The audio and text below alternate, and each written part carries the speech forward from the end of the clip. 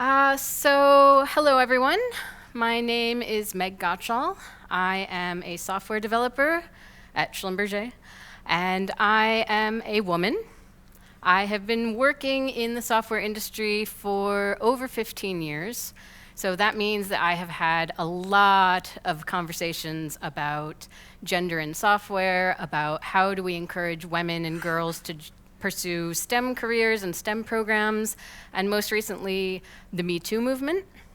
And in the wake of the Me Too movement, I've actually had a lot of my male colleagues who've started coming up to me and asking me questions. They're asking things like, am I doing something wrong? Or have I done something wrong? And really what they want to know is, are they contributing to this bigger problem?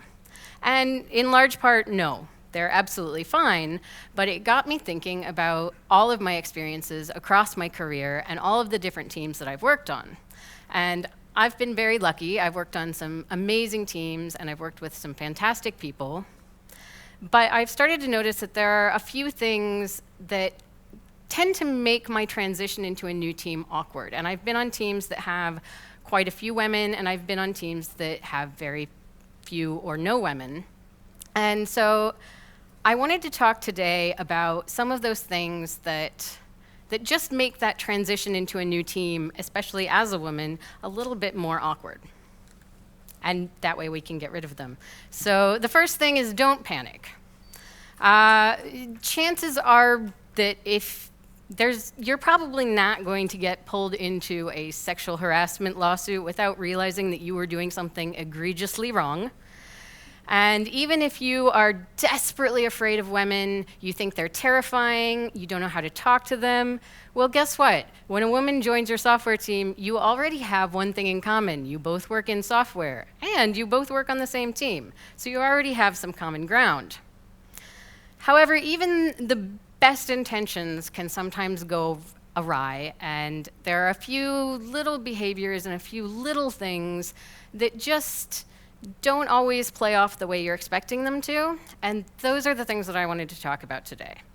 And the first one is to be careful of the spotlight. So one of the things that happens nearly every time I join a team that doesn't have any other women on it is someone says something along the lines of, hey, it's great that we finally have a woman on our team. Or if there's only one woman on the team already, they'll say something like, oh, I'm sure that Jane is super excited to have another girl on the team. And these are always well-intentioned. Basically what the person is trying to say is they're saying, oh, we value diversity, and we're glad that we have a new perspective, and that kind of thing. But what they're inadvertently doing is they're saying, you're different than we are. And already there's kind of an us versus them mentality, because you're new to the team. You are already the them and they are the us, and you are trying to become part of the us. And they're saying, oh, wait, no, there's a second us versus them at play here. You are a woman and you are different than we are. So even though it's well-intentioned, it kind of comes off othering, and it puts you on the spot, and it makes you just a little bit uncomfortable. Another thing that happens is that people start to police their language a little bit more. So something that would normally come out completely natural, like, all right, let's get to work, guys and girls. And it's kind of that afterthought is basically putting a big spotlight on that difference again. And again, it's with the best intentions. They mean to say, oh, we're being inclusive, but really they're singling you out. So it's just something that happens from time to time, and it's not a big deal. And I'm glad that the issues that I deal with are not big deals, but it's just one of those little things that, if we stop and think about it, maybe we can stop doing those things and make it a little bit less awkward. Another thing is there's always one assumption that I face more than any other, and that is that I was hired for a quota, or that I was hired to improve diversity statistics. And this is extremely frustrating, but it's been part of my career for my entire life. And when I join a team where they don't already know me and they don't already know my skill set or my reputation, people always, or not all people, but many people tend to question, do I really have the right to be there? And it's become such a problem that I actually found myself as soon as I join a new team, I try to find a really challenging technical problem or a really specific detail that I can use to demonstrate my knowledge and basically to prove to my new teammates that I actually belong there so that they will start to take me seriously. And that in itself is a problem, but what's also a problem is that I found that I started to do the same thing. Because this is the way I was being treated, this is the way I started treating other people. So I would have a new person come and join a team that I'd been on for a while, and I would subconsciously be thinking, do they really know what they're doing? I don't know. Let's find out. I'm not so sure. And I wasn't trusting my new colleagues the same way that my previous new colleagues hadn't been trusting me. And when I realized that I was doing that, I decided that this was something I wanted to consciously work on. So now when I have a new team member join my team, I make a specific effort to believe the best in them. Like, I am going to assume that you know what you're doing, and I will give you responsibility along those veins, and I will ask you to do something. And so I've tried to adopt what I consider a trust but verify mentality. So I trust that you know what you're doing, but before we put it into production, I'm going to make sure. Another kind of assumption is stereotypes. And there are a lot of stereotypes about gender. There are a lot of stereotypes about women. And of course, when you are a minority in an industry, you hear things about, oh, well, women are such and such, and girls don't like this, and you're probably not good at that.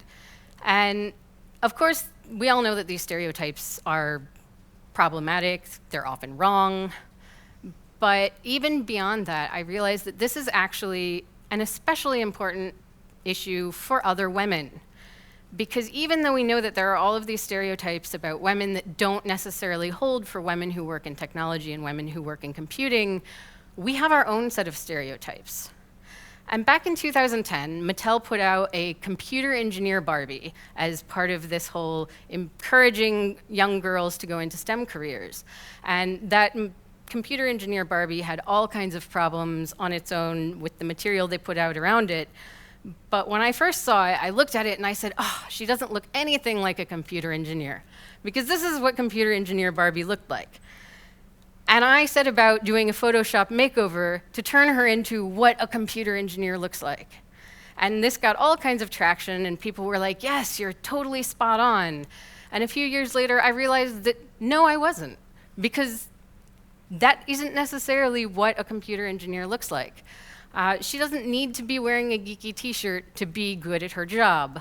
I changed her hair, maybe the operating system and the development environment. Although she's a badass because she is coding in binary. But yeah, I was perpetuating our own stereotype. So now we're saying that women who don't fit into the women in tech stereotype are not necessarily right for the industry, and that's wrong in itself. So one of the things that I went into before I came to give this talk was I was debating about what to wear, and sometimes I wear a dress to work, and sometimes I wear a geeky t-shirt to work. But when I come to a conference, I always wear a geeky t-shirt, because so often people assume that I work in HR or that I work in management. So I kind of wanted to wear that on my chest. I am a developer. Talk to me about development things. And so for this talk, I made a conscious decision to get out of my comfort zone and wear something that I would wear to work, but not into a setting where people don't know me. I swear I'm a programmer, even though I'm not wearing it on my chest. And another thing is that not all women have the same ideas and the same opinions about things. So coming back to that hey guys and girls thing, for me, this is always a stumbling block, because I grew up in the Midwestern US, and where I grew up, we use guys as a gender-neutral pronoun. So, hey, do you guys want to go to the beach? And that could be a group of girls, but that's just the word that we use for the plural of you, because you versus you is confusing. So we say you guys, and it gets very confusing when you go into the possessive, because you end up with you guys's. Is this you guys's table? It's very confusing. But for me, guys is a gender-neutral noun or pronoun, but I have to remember that that's my upbringing and that's my background and that's how I feel about things. So when we have new women joining our team, maybe I have to step back and say, oh, well, this is the way I see things, but is this the way she sees things? So that brings me to my last point, which is if you aren't sure about something, just ask. That's the simplest solution. And again, maybe do it privately. Don't do it in front of a big group like, hey, you guys, oh, is it okay if I say guys? Just take it offline in a private conversation and discuss it. And find out how she feels about a certain situation, whether it's a problem or not. The other thing about this is that it actually gives us a chance to reevaluate ourselves. So when somebody comes to you and asks you a question like this, when my male colleagues came and said, are we doing something wrong? It made me stop and think about it. And it was only when I stopped to think about it from their perspective of, am I doing something wrong, did I start to see the things that I was doing wrong. So that catalyst basically has improved my own awareness of how I treat other women in software, as well as giving them a chance to discuss their issues. And hopefully, if we can overcome some of these things, if we ever solve the bigger problem of how do we get women into software, just maybe we can make it comfortable enough that they'll stay. So thank you very much.